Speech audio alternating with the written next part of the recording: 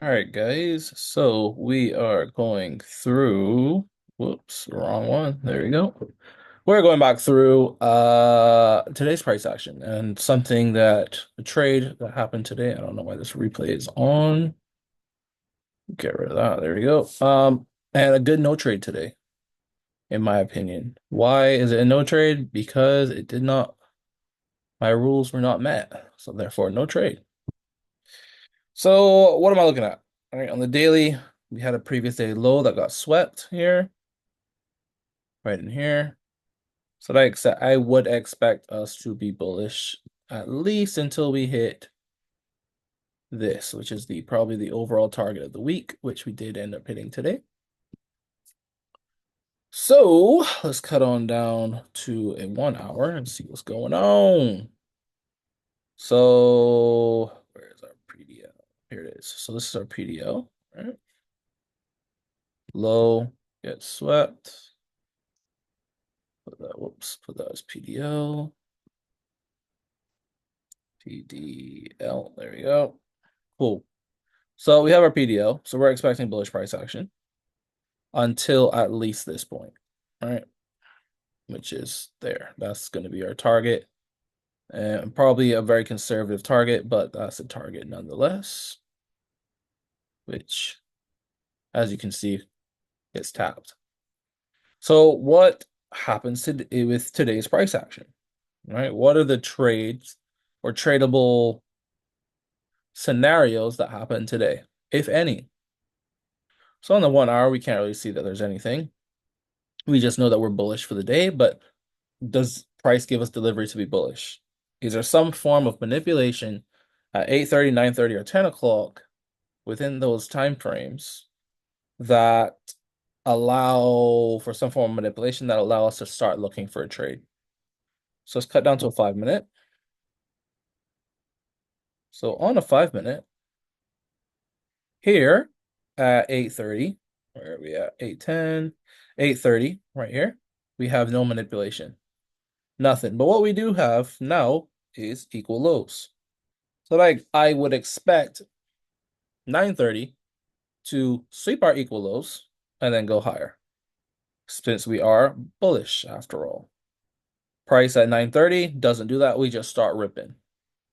If we go to a 1 minute, you can see a little bit clearer that we have absolutely nothing going on. So boom, we can see that we have these equal lows in here. Price comes in at 9:30 and immediately expands. So for me, since there is no manipulation, there's no trade. I thought maybe coming into 942 would have been a really, really good opportunity, especially if we came down here and swept these lows, these same equal lows in here that I was talking about, or even come down and sweep this. All right. And then give us some form of a reversal pattern, whether that's a change in state of delivery, an ISB failure, an SMB, or my new favorite, because I understand how to use it and what it represents, an inverse FEG. So none of those happen. And the prerequisite for all of that is some form of a sweep of liquidity. We don't get that sweep of liquidity, so there's no trade opportunity. But what we can see is that the bias for today was correct. Today was actually my first day on the charts, sitting through live price action, watching again maybe like a month, 3 weeks, something like that. So yeah, it was really nice to sit back. Forgot how slow price moves, even though I'm watching it on the 5 and 1 minute. These candles print so slowly. Um, but yeah, that was kind of the expectation. I'm really glad that I saw it and I was like, nah, this is a no trade day because there's no manipulation. Just follow your rules, guys. Whatever you do, just follow your rules. Follow your rules, you'll be solid. Um, then as you can see, price pushed on up to our target. After our target, I mean, you can look for anything else on the sell side, but there's no clean manipulation on the one. Let me see on the two. Whoops. On the two, our manipulation is technically this one, and I don't think that happens. Just check real quick. I doubt we actually come into this too. Technically, that's it. Yeah. We don't come all the way down here. All right, that's the so this is null and void. No need to trade down anyway since our bias is bullish. But something really interesting that happens with price, even though this is my trading time, right? So this would have been perfect trading time. In here would have been perfect trading time, but nothing developed. Is price does come back and eventually sweep the lows, right? The very tiny sweep over here. And from this, now, you should be able to be bullish, right? And now we have a new manipulation range. We have our new area of interest of where we would like for price to come into to take a trade. Let me go on the 1 minute so you can see this a little bit better, right? Here we are. So where's the first area, you may ask?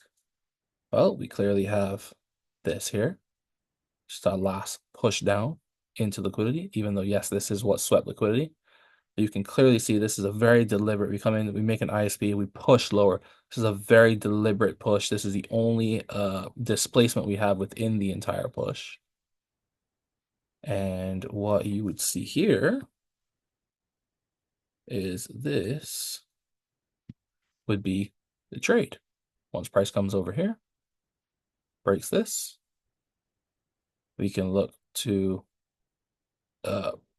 enter on this candle, which is the candle that closes, cover the low, target the 2 standard deviations, which does not get tapped. You would probably get it out, break even on this particular trade. Not a trade I'd take anyways because it's time, but just in terms of the delivery of price. 2 standard deviations would have gotten there eventually, but we would have been tapped out break even without a doubt. So no point really looking at it. But ultimately, I do think price is still moving to the 4 standard deviations of that manipulation leg. And yeah, guys, so that's kind of how I'm looking at it. I'm looking at price. Things are really starting to be pretty clear after my little bit of a break. I'm starting to see the moves happen a little bit earlier, a little bit cleaner. Just wait for what I want to happen. Have the correct bias. Once the bias is right, wait for some form of manipulation at my times, and then just execute on inverse FEG, ISP, normal FEG, whatever it is that my entry model allows. Keep it pushing from there, guys. So yeah, thank you very much. And that's the review for today, the 25th of September.